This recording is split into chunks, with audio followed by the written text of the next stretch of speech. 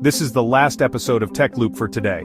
After this, the program will be on hold until 2024, and it will return next year, specifically starting on the 2nd. Today's news includes WhatsApp receiving new animated effects and stickers to help you celebrate the arrival of 2025, President-elect of the United States, Donald Trump, going to the Supreme Court to try to save TikTok from being banned there, YouTube testing a new button that is like a Russian roulette of videos on the platform, and a study showing that the bands found in various smartwatches and fitness trackers may be toxic to health. The technology reviewer never has a peaceful day, right? Good evening and welcome to TechLoop, your daily tech summary. In the spirit of the new year, WhatsApp has released several updates that promise to make conversations around the new year more animated and fun for users. This includes interactive features for text messages and calls that will be available for a limited time. The New Year effects for calls are one of the highlights, allowing you to add festive backgrounds, filters, and other themed special effects that celebrate the arrival of 2025, giving a fresh face to video calls made through the Meta app on its Android and iOS versions. Although I haven't found these functions on Android yet, for those who are accustomed to using emojis to react to messages and conversations, the Messenger has added new animated reactions that appear on screen when you long press the message you want to react to and select specific options from the emoji list that appears above. These animated reactions show up when you use emojis like the festive face, confetti ball, party confetti, and clinking glasses, among others. Each of them features different animations with colorful confetti appearing for both the sender and the recipient of the message in the WhatsApp Messenger. The stickers have also been included in this year-end update with a special package created for New Year festivities. It contains various customized avatars with a New Year theme to use when sending messages wishing a happy 2025 to your contacts. To bring the New Year spirit to your conversations on WhatsApp, simply update the app to the latest version by checking the availability in the official store of your device's operating system, which could be the Google Play Store or the App Store. The New Year effects for calls, the new animated reactions with specific emojis, and the sticker package for New Year 2025 will only be available temporarily. This interactive and personalized experience is expected to be available only until January 3rd. President-elect Donald Trump wants to prevent TikTok from being banned in the country starting January 2025. The Republican has requested the Supreme Court to suspend the federal law that prohibits the video app from operating in the country. In a document presented to the court, the incoming president stated that he seeks a political solution to save the Chinese origin platform. He mentioned that he has the necessary experience in negotiations, the electoral mandate, and the willingness to negotiate a resolution. Previously, the court had agreed to hear opposing arguments to the bill approved this year that bans the social network in the United States. The original proposal allows the sitting president to suspend the application of the law if the Chinese company ByteDance is no longer the controlling entity of the app.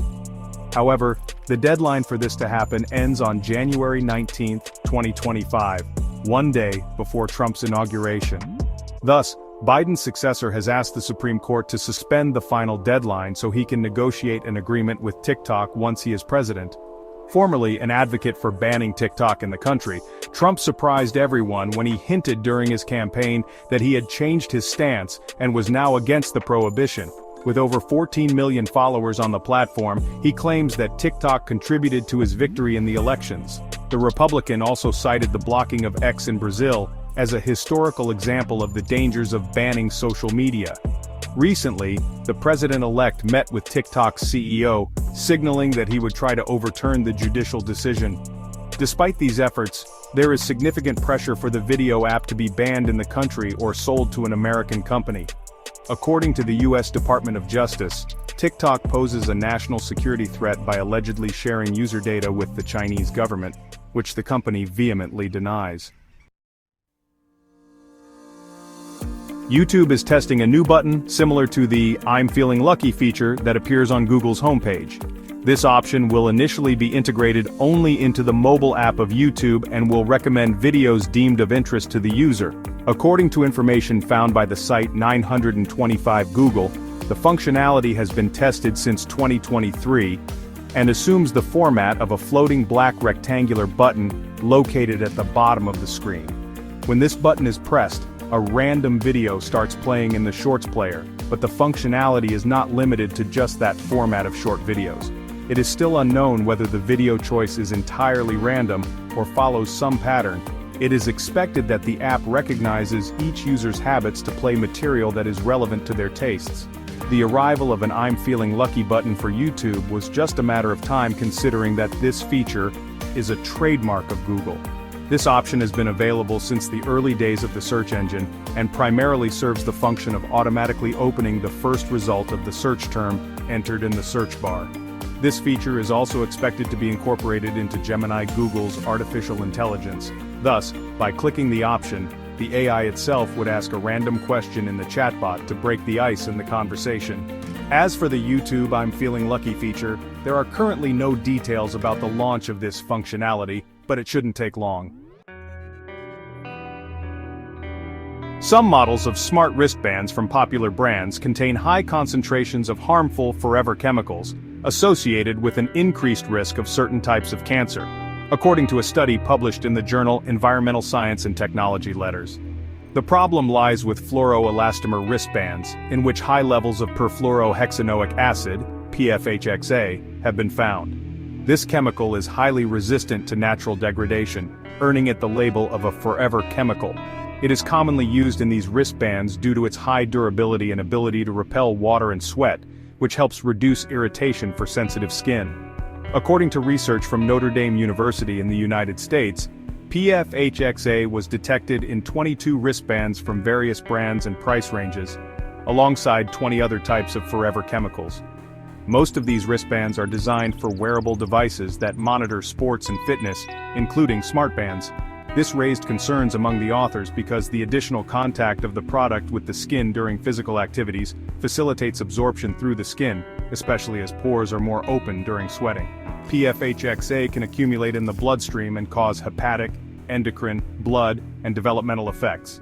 Although the full extent of the potential health risks posed by forever chemicals in smartwatch and smartband wristbands is still unknown, requiring further studies to establish these risks, the authors recommended switching accessories. They suggested opting for lower-cost wristbands made of silicone. Speaking to the American Chemistry Society's website, co-author Alyssa Wicks emphasized that if consumers wish to purchase a higher-priced wristband, they should read the product descriptions and avoid any listed as containing fluoroelastomers. Information about the composition of wristbands is usually available on the manufacturer's website or the product listing page, so checking these details before purchasing is essential. On December 30, 2004, the 1 millionth user was registered on the Facebook social network. From then on, the growth was exponential, with the platform reaching 1 billion active users in 2012. Even with several active competitors and new ones being created afterward, today the number of active users on Facebook itself may no longer grow at the same pace as before. However, the company that originated from this success has extended the limits of social media, becoming one of the tech giants that now influences the entire world. Lastly, I want to thank you for always being here, watching our videos until the end, commenting, sharing, engaging with us, and keeping our work relevant with your interactions every day. I won't mention anyone by name here to avoid leaving someone out, but you definitely know I'm talking about you. Thank you very much, and I hope to continue counting on your support in 2025. Today on TechLoop this Monday, the program airs from Monday to Friday, except holidays, always at the end of the day. We'll be back on Thursday with more to kick off the new year with full steam. A big hug and a very happy new year to you, and I'll see you next time.